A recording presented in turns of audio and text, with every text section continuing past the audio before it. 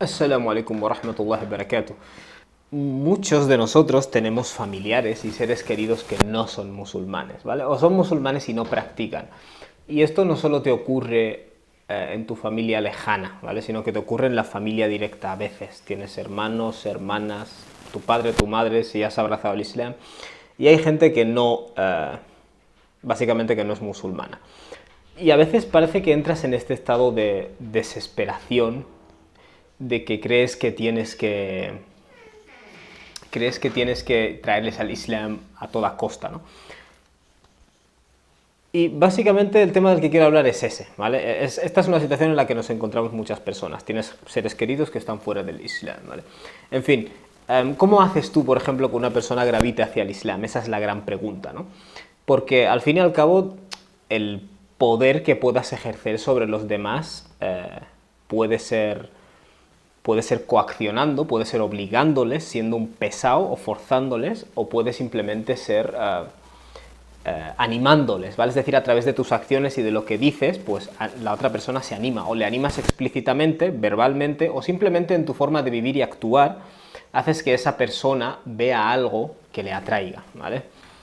Animando a la persona u obligando a la persona, ¿vale? En resumen. Entonces, fijaos, si nos vamos a analizar qué estrategia usaba el profeta, o estrategia por decirlo de alguna forma, su estrategia era siempre actuar con rahma, ¿vale? Actuar con teniendo en cuenta, o sea, es decir, por ejemplo, si tú me haces algo malo, yo te perdono. Si tú me hablas mal, yo no te contesto.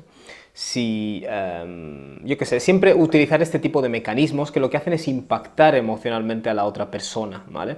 En lugar de coaccionarlo.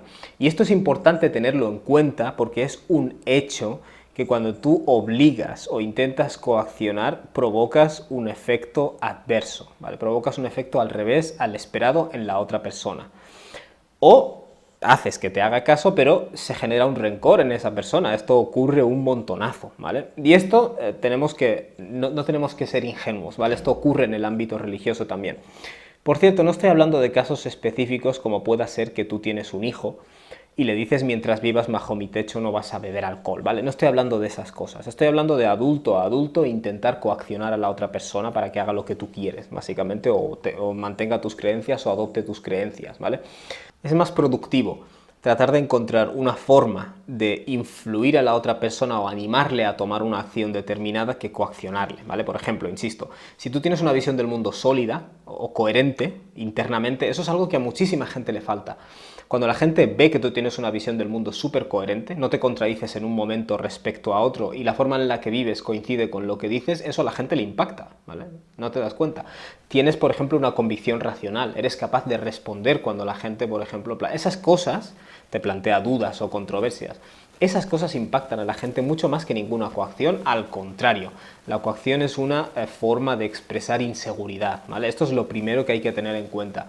Si tú te muestras como un pesado, ¿vale? Siempre hablando de lo mismo, siempre insistiendo en lo mismo, vas a parecer un pesado y al final la gente dirá, no quiero ser como tú, ¿vale? Y como no quiero ser como tú, me mantengo alejado de este ideario que tú tienes. Entonces, ¿qué es lo que tú haces? Ser aún más pesado, ¿vale? Y eso es contraproducente, ¿vale? Y es como el pez que se muerde la cola, ¿vale? La gente olerá esto como una inseguridad. En fin, el sura del que os quiero hablar es... No, bueno, es solo un versículo. El Sura Tut-Taghabun es el Sura 64. Es uno de los suras que más me fascina, ¿vale?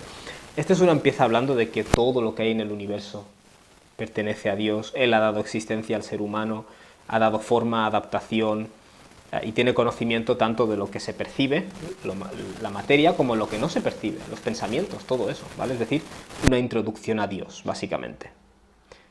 Y luego, ¿qué es lo que dice? ¿Alam ya'tikum naba'u alladhina kafaru min qabl? ¿No te han llegado información sobre gente que ya rechazó la realidad antes?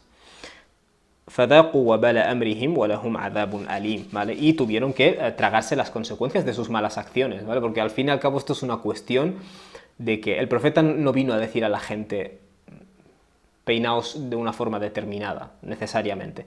El profeta lo que vino básicamente, los profetas de la historia, y aquí se está hablando de un fenómeno histórico, ¿vale? Dios está hablando los mensajeros en general. Estos mensajeros vinieron a enseñarle al ser humano todo eso que se nos había dicho antes, ¿vale? Hay alguien que ha creado esto, que lo controla, que os ha dado forma, os ha dado adaptación y os lleva a cuentas. Esa es la idea, ¿no?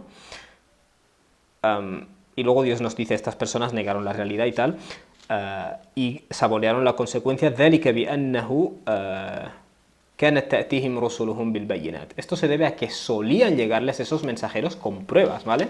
Punto número 1. Esto es algo importante a tener en cuenta, porque en muchos casos cuando tú quieres influir a alguien, o llevarle a un curso de acción determinado, ¿qué es lo que haces? Bueno, le tienes que dar argumentos y pruebas de que lo que tú le planteas es más útil, ¿vale? Los mensajeros no vinieron, contrariamente a lo que mucha gente te quiere hacer creer, con la espada, ¿vale? Utilizarían la espada cuando o las lanzas o lo que fuera, cuando alguien realmente se oponía a ellos físicamente, pero ellos no empezaban nunca con eso, ellos empezaban bil bayinat, con las pruebas claras, ¿vale? Y la gente les rechazó, básicamente. ¿Por qué es importante hacer esto, esta introducción? Bueno, porque luego Dios nos dice, y esto es el versículo que quiero comentar, ¿vale? وَأَطِيعُوا اللَّهَ وَأَطِيعُوا الرَّسُولَ, obedeced a Dios y obedeced al mensajero, ¿vale? Igual que vinieron mensajeros antes, ahora os ha venido uno ahora, un mensajero, Muhammad alayhi salatu wassalam. No es una coincidencia, ¿vale? Básicamente, estos bloques en los que se clasifica el sura.